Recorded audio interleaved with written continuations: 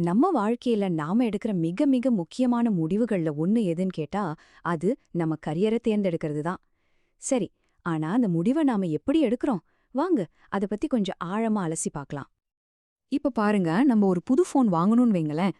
என்ன பண்ணுவோம்? பல நாள் ரிசர்ச் பண்ணுவோம். ஃபீச்சர்ஸ் எல்லாம் கம்பேர் பண்ணி, ரிவ்யூஸ் படிச்சு, யூடியூப்ல வீடியோஸ் எல்லாம் பார்ப்போம், இல்லையா? ஆனா, இந்த ஃபோன் நம்மகிட்ட எவ்ளோ நாள் இருக்க போகுது? ஒரு 2, 3 வருஷம். அவ்வளோதான். ஆனா நம்ம வாழ்க்கையோட அடுத்த 40 வருஷத்தையே தீர்மானிக்க போற ஒரு விஷயம் நம்ம கரியர். அதுக்கு நாம இதே அளவு மெனக்கெடுறோமா? இங்கதான் ஒரு பெரிய முரண்பாடே இருக்கு. ஒரு சின்ன விஷயத்துக்கு இவ்ளோ கவனம், ஆனா நம்ம வாழ்க்கையே தீர்மானிக்கிற ஒரு பெரிய விஷயத்துக்கு கிட்டத்தட்ட எந்த ஒரு பிளானிங்குமே இல்லாம இருக்கு. சரி, முதல்ல இந்த நவீன கெரியர் நெருக்கடி அப்படின்னா என்னன்னு புரிஞ்சுக்கலாம். ஏன் இன்னைக்கு சரியான தொழிலை தேர்ந்தெடுக்கிறது இவ்ளோ பெரிய சவாலா மாறிடுச்சு? இதுக்கு முக்கியமான காரணம் என்னன்னா, நாம வெறும் யூகத்தை மட்டுமே நம்பி முடிவெடுக்கிறது தான். கொஞ்சம் யோசிச்சு பாருங்களேன். ஒரு 2000 வருஷத்துக்கு முன்னாடி மனுஷனுக்கு முன்னாடி இருந்த சாய்ஸ் என்ன? ஒரு 5 இல்ல 6 வேலைகள் தான். ஆனா இன்னைக்கு நிலைமையே வேற. 1000க்கும் மேற்பட்ட தனித்துவமான கரியர் பாதைகள் இருக்கு. இந்த வளர்ச்சி ஒரு பக்கம் நல்லதுனாலும் முடிவெடுக்கிறத பயங்கரமா சிக்கலாக்கிடுச்சு, இல்லையா? ஆனா இங்கேதான் ஒரு ஆச்சரியமான விஷயம். ஆயிரக்கணக்கான கரியர்ஸ் இருந்தாலும் சராசரியா ஒருத்தரால 20ல இருந்து 30 வேலைகளை தான் சொல்ல முடியுமாம். நினைச்சு பாருங்க, எவ்ளோ பெரிய ஒரு தகவல் இடைவெளி. நமக்கு தெரிஞ்சதுக்கும் உண்மையில இருக்கிறதுக்கும் நடுவுல ஒரு பெரிய பாதாளமே இருக்கு. இந்த தகவல் இடைவெளி தான் ஒரு பெரிய ஏற்றத்தாழ்வுக்கு காரணமா அமைது. உதாரணத்துக்கு, ஒரு இன்ஜினியரோட பையனை எடுத்துக்கோங்க. அவனுக்கு சின்ன வயசுல இருந்தே ஐஐடிய பத்தியும் ஜேஇஇ பத்தியும் தெரிஞ்சிருக்கும். ஆனா அதே திறமையுள்ள ஒரு சிறு தொழில் செய்றவரோட பையனுக்கு இதெல்லாம் தெரிய வர்றதுக்கே பல வருஷம் ஆகிடுது. இங்க திறமை 2 பேருக்கும் ஒண்ணுதான். ஆனா அவங்களுக்கு கிடைக்கிற தகவல் தான் அவங்க பாதையையே மாத்தி அமைக்குது. இந்த மாதிரி ஒரு தெளிவில்லாம இருக்கிறதும், இந்த ஏற்றத்தாழ்வும் மாணவர்களுக்கு எவ்ளோ பெரிய மன அழுத்தத்தை கொடுக்குது தெரியுமா? படிப்பு சம்பந்தமான கவலை ஒரு பக்கம், சீக்கிரமா ஒரு கரியர் தேர்ந்தெடுக்கணுமேங்கிற அழுத்தம் இன்னொரு பக்கம், இதை எல்லாமே சேர்ந்து அவங்களோட மனநலத்தை ரொம்பவே பாதிக்குது. இந்த நெருக்கடி ஒரு பக்கம் போயிட்டு இருக்கும்போதே இன்னொரு பெரிய சக்தியும் உள்ள வருது. அதுதான் ஆர்டிஃபிஷியல் இன்டெலிஜென்ஸ், அதாவது ஏஐ. தொழில்நுட்பம் வேலையோட எதிர்காலத்தையே மொத்தமா மாத்தி எழுதிட்டு இருக்கு. வாங்க, அது எப்படின்னு பார்க்கலாம். கடந்த 20 வருஷத்திலே நாம பெரிய மாற்றங்களை பார்த்துட்டோம். ஒரு காலத்துல இருந்த டிராவல் ஏஜென்ட்கள், டெலிஃபோன் ஆபரேட்டர்கள் மாதிரியான வேலைகள் எல்லாம் இப்போ இல்ல.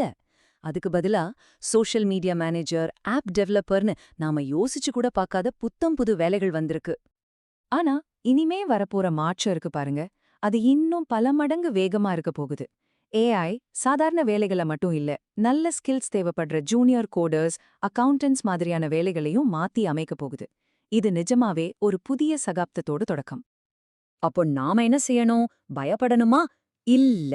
மிஷன்ஸ் எதுல பெஸ்ட், மனுஷங்க எதுல தனித்துவமானவங்கன்னு நாம தெளிவா புரிஞ்சுக்கணும். ஏகப்பட்ட டேட்டாவை ப்ராசஸ் பண்றதுல, கணக்கு போடுறதுல எல்லாம் ஏஐ தான் கிங். ஆனா கிரியேட்டிவிட்டி, மத்தவங்களோட உணர்வுகளை புரிஞ்சுக்கிற இமோஷனல் இன்டெலிஜென்ஸ், இதெல்லாம் மனுஷங்களோட சூப்பர் பவர்ஸ். இதை யாராலும் ரீப்ளேஸ் பண்ண முடியாது.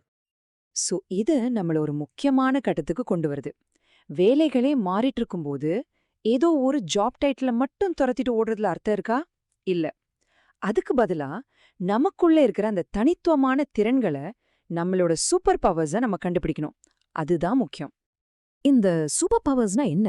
சிம்பிளா சொல்லணும்னா, நாளைக்கு ஜாப் டைட்டில்ஸ் மாறலாம், டெக்னாலஜி மாறலாம், எது வேணாலும் மாறலாம். ஆனா இந்த திறன்களோட மதிப்பு மட்டும் என்னைக்குமே குறையாது.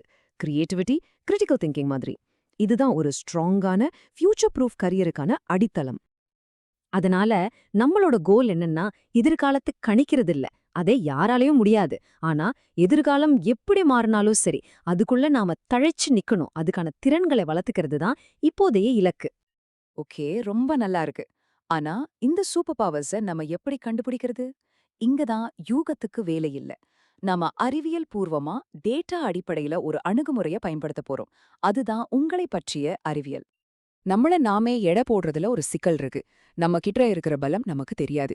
ஆனா இந்த 360 டிகிரி ஃபீட்பேக் ப்ராசஸ் மூலமா நம்மள சுத்தி இருக்கிறவங்க கண்ணுக்கு நம்ம எப்படி தெரியறோம்னு புரிஞ்சுக்கலாம். அதாவது நீங்களே உங்கள பத்தி என்ன நினைக்கிறீங்க, உங்க அப்பா அம்மா, உங்க டீச்சர்ஸ், உங்க ஃப்ரெண்ட்ஸ், இவங்க எல்லாரும் உங்களை எப்படி பார்க்கறாங்கன்னு பல கோணங்கள்ல இருந்து தகவல்களை சேகரிக்கிறது தான் இது. நம்ம பார்வை எவ்வளவு குறுகியதா இருக்க முடியும்னு ஒரு நிஜ உதாரணத்தை வச்சு பார்க்கலாமாங்க. ஒரு ஸ்டூடெண்ட் அவங்களுக்கு டிராயிங் சரியா வராதுன்னு சொல்லிட்டு அவங்களோட கிரியேட்டிவிட்டிக்கு 10க்கு 3 மார்க் தான் கொடுத்திருந்தாங்க. ஆனா அவங்களோட அப்பா அம்மா என்ன சொன்னாங்க தெரியுமா? அவ குடும்பத்துல வர்ற பிரச்சனைகளுக்கெல்லாம் சூப்பரா கிரியேட்டிவா தீர்வு கண்டுபிடிப்பான்னு சொன்னாங்க. டீச்சர்ஸ் அவ வித்தியாசமா யோசிப்பான்னு சொன்னாங்க. ஃப்ரெண்ட்ஸ் அவதான் எங்க குரூப்லயே புத்திசாலித்தனமான ஐடியாஸ் கொடுப்பான்னு சொன்னாங்க. பாருங்க, அவங்களுக்கு தெரியாத ஒரு திறமைய மத்தவங்க எல்லாரும் பாத்திருக்காங்க. இங்கதான் ஏஐ ஒரு மேஜிக் பண்ணுது. இந்த 4 அலகழகு கண்ணோட்டங்களையும் ஒன்னா சேர்த்து அந்த மாணவியோட மறைக்கப்பட்ட பலத்தை வெளிச்சம் போட்டு காட்டுது.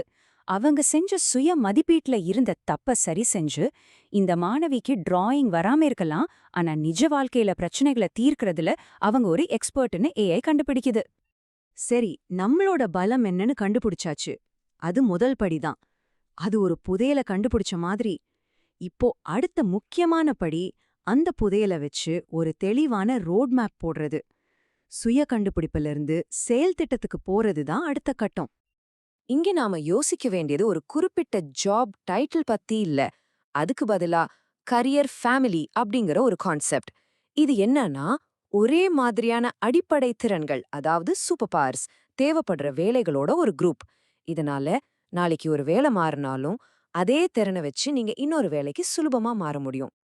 இந்த கரியர் ஃபேமிலி கான்செப்ட ஒரு தெளிவான ஆக்ஷன் பிளானா எப்படி மாத்துறது? முதல்ல உங்க சூப்பர் பவர்ஸ்க்கு மேட்ச் ஆகுற கரியர் ஃபேமிலிய கண்டுபிடிக்கணும். 2வது, அதுக்கு என்னென்ன டிகிரி படிக்கலான்னு பார்க்கணும். 3வது, அதுக்கான டாப் காலேஜஸ் எதுன்னு லிஸ்ட் போடணும். கடைசியா அந்த காலேஜ்ல சேர்றதுக்கு என்ன தகுதி வேணும்னு தெரிஞ்சுக்கணும். சிம்பிள். சோ மொத்தத்துல இது கரியர் கைடன்ஸ்ல ஒரு மிகப்பெரிய மாற்றத்தை கொண்டு வருது. நாம யூகத்திலிருந்து அறிவியலுக்கு மாறுறோம். வெறும் ஜாப் டைட்டில பாத்துட்டு இருந்த நாம இப்ப கரியர் ஃபேமிலிஸ பாக்குறோம்.